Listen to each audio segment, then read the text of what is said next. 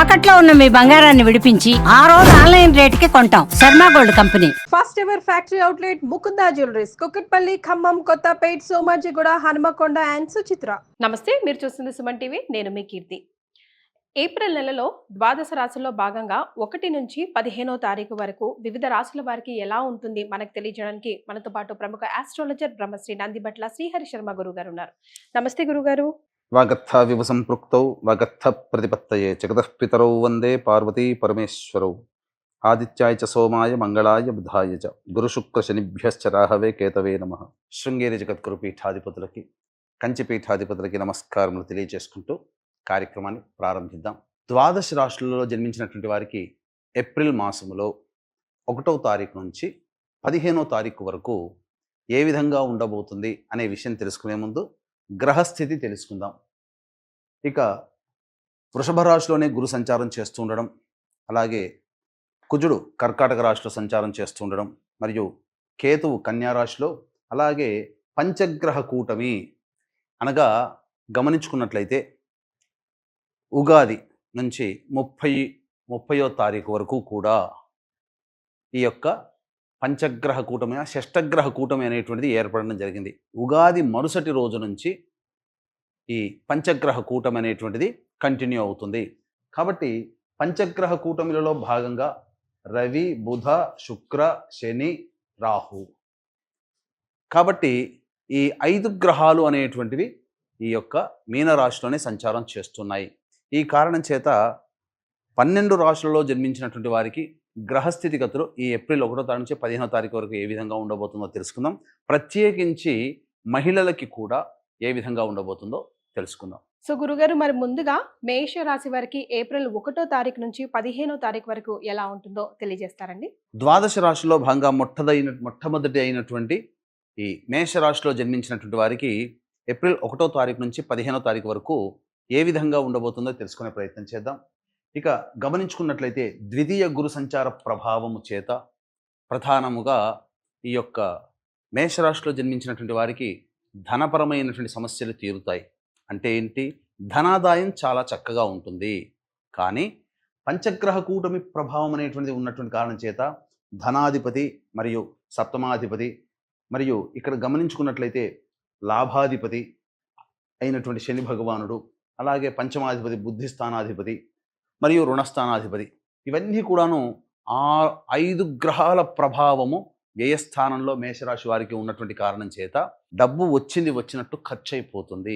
కాబట్టి జాగ్రత్తలు పాటించండి. ముఖ్యంగా ఆరోగ్యం పట్ల శ్రద్ధ వహించాల్సినటువంటి పరిస్థితి, ఔషధ సేవ చేయాల్సినటువంటి పరిస్థితి. అంటే చిన్నపాటి అనారోగ్యాలు చేయడం, తద్వారా వాటికి ఏదైనా కానీ మెడిసిన్ తీసుకోవడం అనేటువంటిది జరుగుతుంది.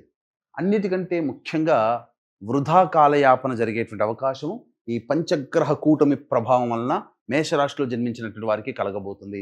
అంతేకాకుండా ఇక్కడ ఈ రాశ్యాధిపతి అయినటువంటి కుజుడు బలహీనం చెంది ఉన్నాడు.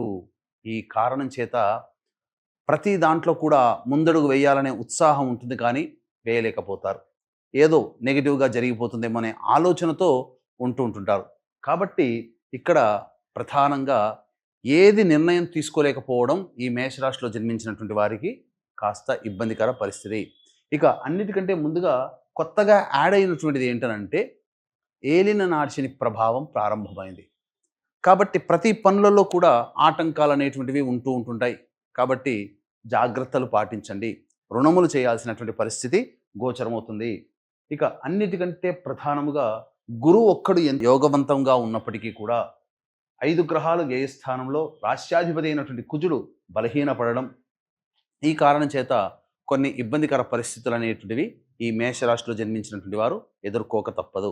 కాబట్టి ఇక ఈ ఏప్రిల్ మాసంలో ఏదైనా కానీ సంబంధించినటువంటి వ్యాపార విస్తరణ చేద్దామనే ఆలోచన ఏదైనా ఉంటే అది వాయిదా వేసుకునే ప్రయత్నం చేయండి. ఎందుకనంటే కాలం కలిసి రానటువంటి సమయంలో కొన్ని ఇబ్బందికర పరిస్థితులు ఎదుర్కోక తప్పదు. ఇక అన్నిటికంటే ముఖ్యంగా ఉద్యోగార్థులు, ప్రధానంగా ఉద్యోగార్థులు ఉన్నటువంటి ఉద్యోగంలోనే కంటిన్యూ చేయడం మంచిది. సమయం మంచిది కాదు కాబట్టి కొత్త ఉద్యోగం కోసం వెతుక్కోకండి. కాంట్రాక్టర్లు ఏదైనా కానీ ప్రభుత్వం నుంచి రావాల్సినటువంటి బిల్లులు ఏవైతే ఉంటాయో అవి ఆగిపోవడం కానీ కొన్ని కొత్త సమస్యలు రావడం కానీ జరుగుతుంది. కాబట్టి జాగ్రత్తలు పాటించండి. ముఖ్యంగా వ్యాపారం చేసుకునేటువంటి వాళ్ళు ఉన్నటువంటి వ్యాపారాన్ని కంటిన్యూ చేసుకోవడం చాలా ఉత్తమమైనటువంటి విషయాన్ని గమనించుకోవాలి. ఇక వివాహపరమైనటువంటి విషయాల్లో కనుక ఉన్నట్లయితే వివాహ ప్రయత్నాలు చేయండి. కొంతవరకు వివాహ ప్రయత్నాల్లో సఫలీకృతులు అవుతారని చెప్పవచ్చు. ఇక విద్యార్థులు బాగా కష్టపడే ప్రయత్నం చేయండి. ఎందుకంటే కాలం కలిసి రాలేదు. ముఖ్యంగా జ్ఞాపక శక్తి తక్కువగా ఉంటుంది. అంతా చదివినప్పుడు బాగానే ఉంటుంది, కానీ మళ్ళీ గుర్తుకు తెచ్చుకోవడానికి మాత్రం మెమరీ పవర్ లాస్ అవుతుంది. కాబట్టి బాగా కష్టపడే ప్రయత్నం చేయండి. దేవతా అనుగ్రహాన్ని పొందే ప్రయత్నం చేయండి. ఇక ఎలాంటి గృహ మార్పులు అలాగే వాహన మార్పులు చేయకుండా ఉండడమే చాలా మేలనేటువంటి విషయాన్ని గమనించుకోవాలి. అన్ని విధాలుగా చూసుకుంటే ధనాదాయం ఉన్నప్పటికీ కూడా ధనం ఆదాయానికి మించిన ఖర్చులు ఈ మేషరాశి వారికి గోచరమవుతున్నటువంటి కారణం చేత కొన్ని విపత్కర పరిస్థితులు ఉంటాయి. కాబట్టి జాగ్రత్తలు పాటించండి. పెద్దల సలహాలు సూచనలు పాటించి ముందుకు వెళ్ళే ప్రయత్నం చేయండి.